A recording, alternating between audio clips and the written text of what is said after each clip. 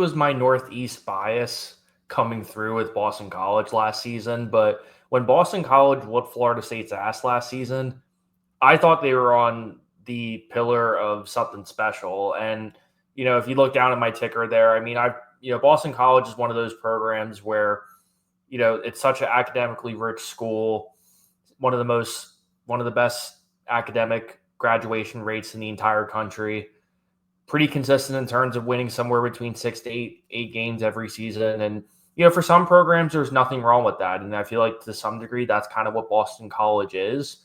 But now with Bill O'Brien at the helm, that's probably the big conversation I think everybody really has is, can they get above that 6 to 7 win echelon that I think we're all kind of accustomed to with Boston College? And before I get into it, I definitely get a little frustrated sometimes when people criticize Bill O'Brien so much. I mean, you can say what you want about his stint with the Houston Texans or whatever, but he was a damn good play caller with Alabama. He's a brilliant mind. And if you go watch his interview with Adam Brenneman when he first took the job at Boston College, I mean, you can tell he's really passionate about the area. It just seems like a really great fit. And from what I've seen, from watching Boston College last year, and obviously a little bit of the bowl game versus Nebraska, they definitely have some solid pieces. And obviously the big storyline is going to be Thomas Castellanos, who essentially kind of quit on the team, and Grayson James took over, and he did a solid enough job. He definitely deserved at least a really strong look in terms of the starting job this year. But they decided to go with Dylan Lonergan, who transferred in from Alabama, got recruited by Nick Saban, was there when Bill O'Brien was offensive coordinator. So it does kind of seem natural that he ends up taking the starting job. But, when you look at this Boston College team kind of full circle now, it's one of those things where there's just too much for them to do to really kind of be a legitimate contender in the ACC, but they're not so far back to the point where they're necessarily in a quote unquote rebuild. I mean, if you want to argue maybe that they're in a little bit of a rebuild offensively, I would definitely agree with that. But I would say at the same time, Dylan Lonergan is somebody that I think is pretty obviously there's a reason why he was heavily recruited. He was part of a quarterback room with guys like Ty Simpson, who's now the starter at Alabama, Julian Sain, who was named the starter at Ohio State, and Eli Holstein, who had a breakout year last year at the University of Pitt. So, I mean, this kid's definitely legit. He was pretty much getting all the first team reps anyway. And, granted, it definitely goes to show too, but I'm definitely kind of curious where this ends up turning out too, because Boston College has a lot of question marks on the offense side of the front, particularly within the offensive line. At least for me, is the big question mark, right? Because they are replacing 3 starters on the offensive line, and Boston College, one of those programs, they're not necessarily the best at recruiting. It's definitely kind of a difficult place, particularly being up in Massachusetts. It's constantly an uphill battle in that way, and the resources that they get aren't necessarily always going to be tied to football, because when you look at their recruiting class this year, they're ranked 69th with about 17 transfers, and then in 2024 is 73rd, and then Jeff Heffley, his last season in 2023, they were ranked 57th. So it goes to show, I think, first and foremost, one, that Jeff Heffley definitely made the most of what he was given. Let's just start off with that as well. But also, Bill O'Brien definitely has his work cut out for him. But even if you look at Boston College's history in terms of hiring coaches anyway, a lot of them do have an NFL background. I mean, we could talk about, for example, Steve Adazio, he was 44 and 44. I almost butchered his name. He was there for a handful of seasons. Jeff Jago, he was there for a while.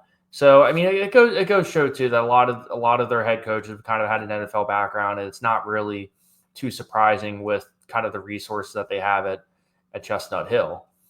But in terms of, also offensively too, it's hard to really get excited about where this team kind of goes offensively, because my big question mark is, we know Bill O'Brien, we know what he's capable of as an offensive play caller, but what direction are they really going to go in?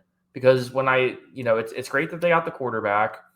But they're also going to need some running backs to seriously step up, because you have Jordan McDonald and Turbo Richard, who were kind of in that spot for him this year, who you're hoping they're going to step up. And they had Kai Robichaux and Tyshawn Ward, who are both now no longer with Boston College, both because they graduated.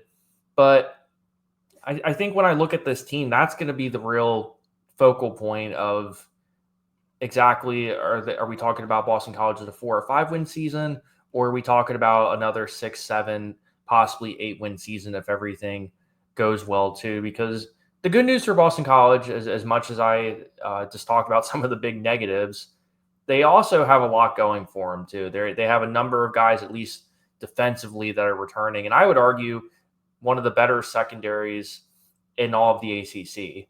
Because when I look at the secondary, I see some really key playmakers, such as KP Price, a guy who a junior who's just all over the field. He's constantly batting balls down. He's pretty solid in coverage. Gets involved. Isn't afraid to get dirty in terms of making some tackles near the line of scrimmage. So I mean, you can really kind of put him everywhere and really be creative too. And also Carter Davis as well, who's a sophomore. He's really going to be kind of coming into his own, especially going to the sophomore year. He was a really strong weapon for him last year as a true redshirt freshman. So I'm really excited to kind of see how they utilize these pieces. And most importantly, I guess the bigger question is, to what degree are they going to be kind of leaning on them? Because when I look at this Boston College defense, the one thing that do going for them too, before I get into it, is they also are bringing back Amari Jackson, who's going to be a senior this year.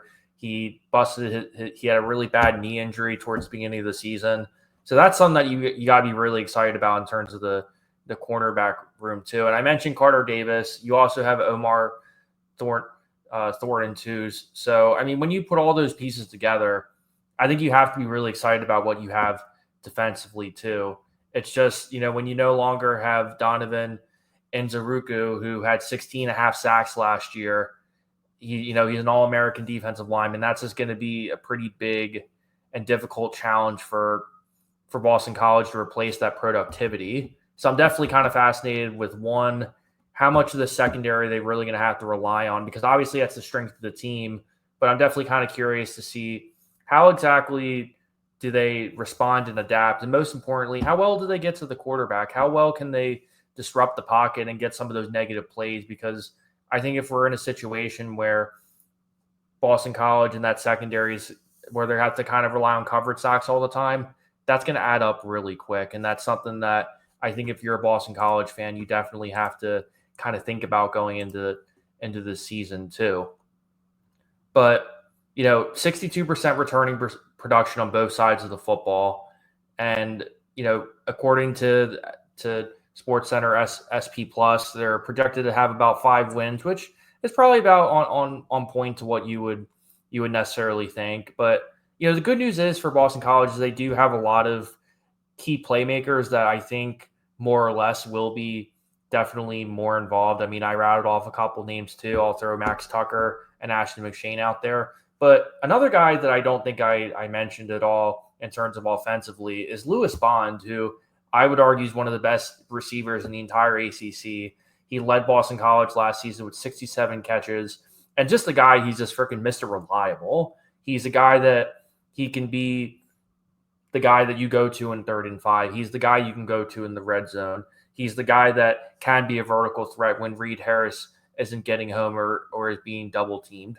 And then also, too, you have Jeremiah Franklin and Florida Atlantic transfer Zeke Moore, and they should definitely be involved, too, because anyone who's watched Bill O'Brien offense knows that those tight ends are going to be utilized. We're going to see a lot of 2 tight end sets, a lot of Lewis Bond on the outside, Reed Harris in the slots. I'm definitely kind of curious to see where that creativity goes and how exactly they kind of plan on getting this running back room truly back to full speed, because they had a nice 1-2 punch, whereas this year it's going to be kind of similar, but it's just a bunch of question marks more or less that we're going to have to find out. But the good news is the whole Castellanos issue is really out the door, more or less. I mean, the reality is that Dylan Lonergan and Grayson James, they were a lot more of a better fit in terms of what Bill O'Brien really wants to do offensively.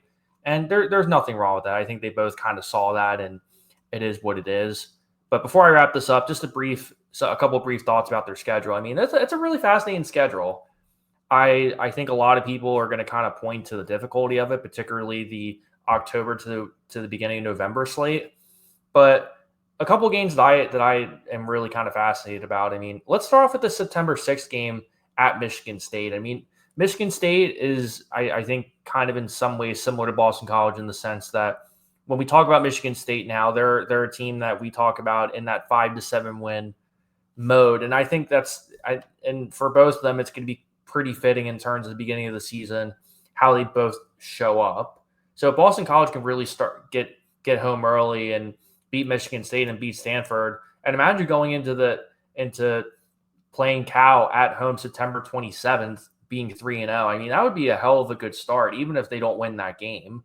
Because I've talked a lot about Cal in this program, and that's definitely going to be an exciting game. And I think if you're Boston College, you have to be pretty thrilled that you don't have to go all the way to Berkeley for that one.